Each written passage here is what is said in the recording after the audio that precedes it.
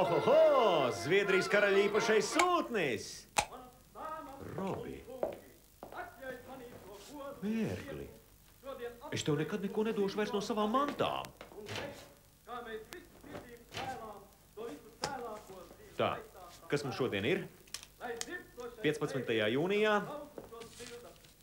Lietuvā iedzīvotājiem sajūsmu sagaida padomju karaspēku. Masniekos kļūmīgs atgadījums, atrasti 2 robežsargu, 1 sievietes līķis. 14 gadus vecs zēns smagi ievainots, 11 robežsargi pazuduši. Taisies, braucam. Uz kurieni? Robinē, direktors mūs pakārs. Ne. Tu brauc vai nē?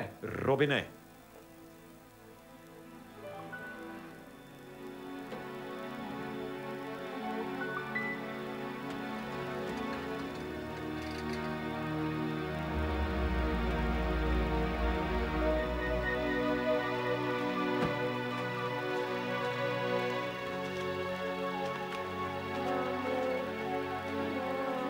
Kas noticis? Lieciet puiku mierā, jūs neredziet, ka viņš ir ievainots?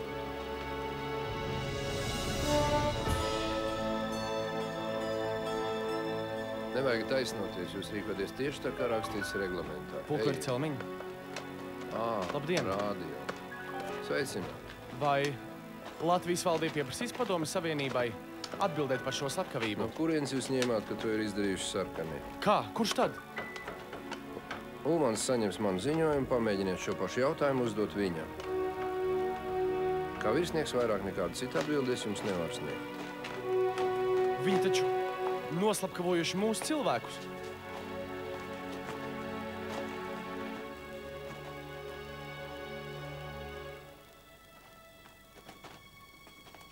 Man ir vajadzīgs jūsu viedoklis.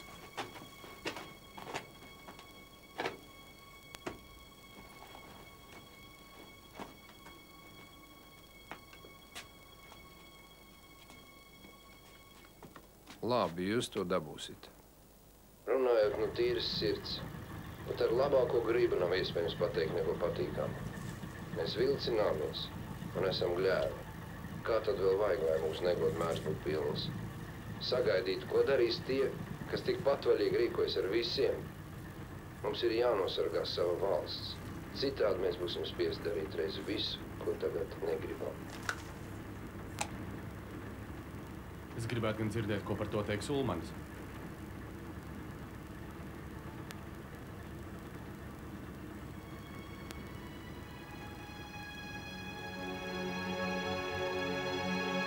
Vai Latvijas kāds vadīs izmeklēšanu, vai tā būs pret uzlūkošanas pārvalde?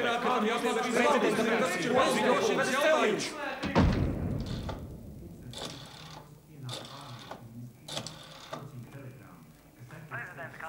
Šeit radiofona direktors, jā. Ko darīt ar reportāžu par iepriekšējā naktī notikušo incidentu? 17. vakarā prezidents Kārlis Ulmans saka radio runu veltīt Latgalei no Rīgas, kuras virsraksts jāvalda savstarpējai uzticībai. Sūtnis Fon Kots paskaidro, ka Vācija nesniegs atbalstu Latvijai, jo Vācijai ir savstarpējās palīdzības līgums ar PSRS. Es tev netiku devis rīkojumu braukt uz Maslinkiem. Atdod materiālu un saruna būs izbeigta. Bet tur ir nogalināti cilvēki, bērni, sievietes. Tā ir starptautiska lieta. Nejaucies politikā, tu vari izdarīt lielu ļaunumu.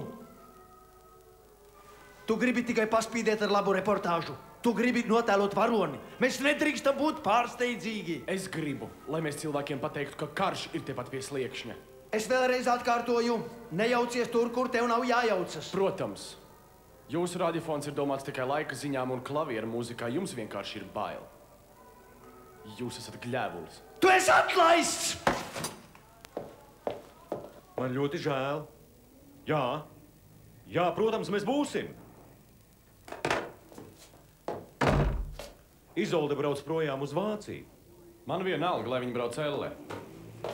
Viņa tevi 10 reižu šodien meklējusi, Robert. Es vēlētos ārzemju pasi. Jā. Jau šodien. Jā. Kā? Ko tas nozīmē? Nav iespējams. Kam jūs to stāstāt, man? Vecam kuģa šurkam. Valsts prezidents uzaicina nomat atkāpšos ministrs kabinetes locekļus visturpmākajam izpildīt savu amatu pienākumus. Noguldītāju interešu sargāšanai nolēma naudas iestādēs pārtraukt izmaksas no tekošiem rēķiniem un noguldījumus, kā arī aizdevums.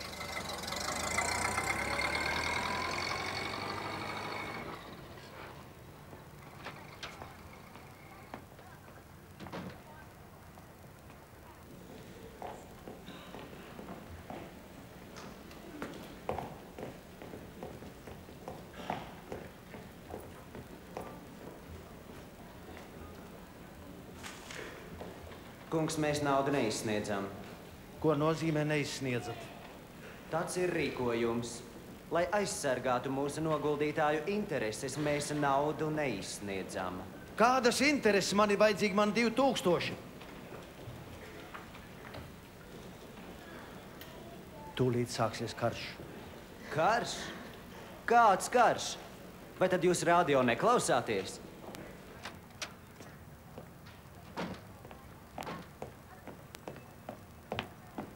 Markas, dolari un deutsche Passe.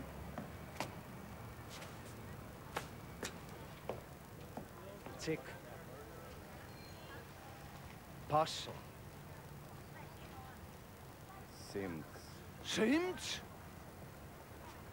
Krāpnieks, tu esi blēdis. Pēc tevis sen ilgojas cietums. Policiju vajadzētu izsaukt. Pūciņā.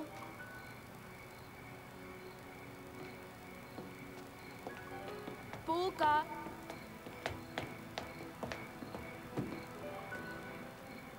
Izolde! Pūciņā.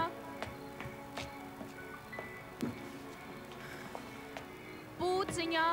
Izolde, mums jābrauc! Pūkā.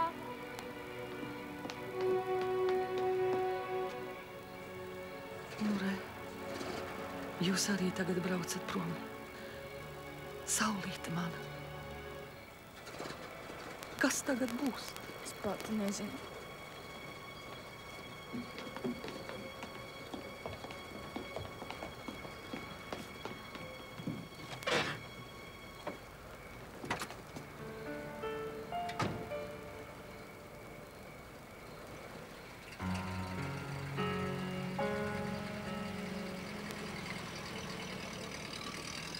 Tātad pēc 4 dienām jūs būsiet Londonā un nodosiet šo tieši sūtnim Zariņam.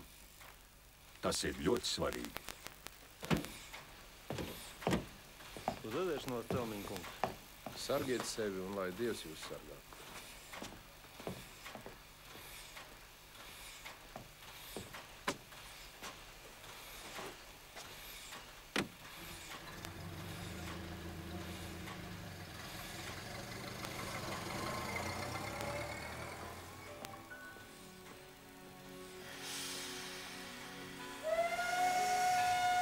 Dievs, lai jūs sargā.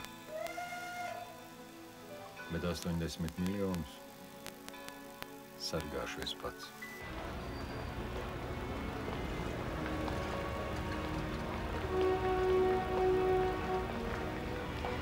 Mēs nav radiofona. Labi, brauciet.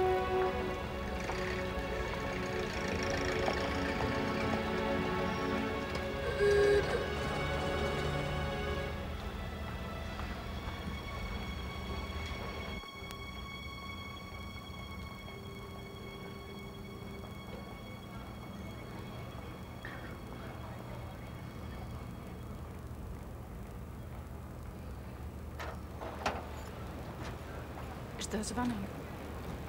Vakar un šodien.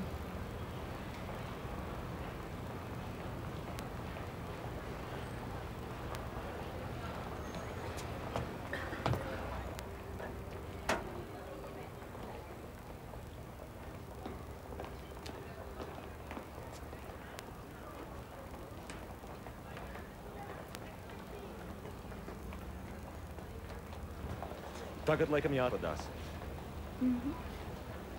Tu nepārdzīvo, gan jau viņam pāries. Patiesībā viņš tevi mīl. parūpējieties par manu kaķi? Jā, protams.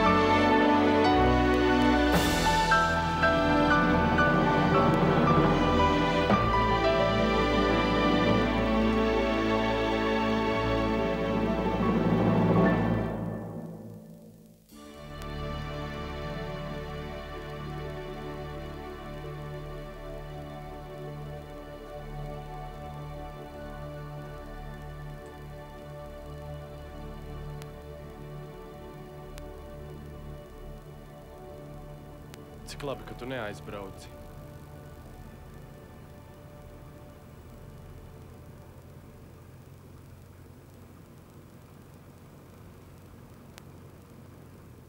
Veselības apdrošināšana